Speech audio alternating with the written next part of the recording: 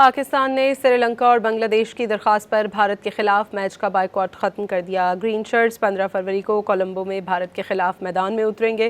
भारतीय cricket board ने पाकिस्तान के फैसले को वर्ल्ड कप के लिए बड़ी कामयाबी करार दे दिया। Well, I am delighted to see the outcome of the deliberations initiated by ICC representative,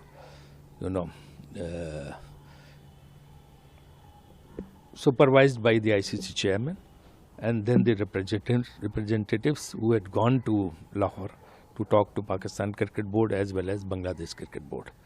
It's a good solution, amicable solution which has been found to give priority to cricket, importance to the game. So this is a big achievement as far as ICC is concerned. So I would like to thank ICC for taking this initiative and bringing Pakistan on the table, and then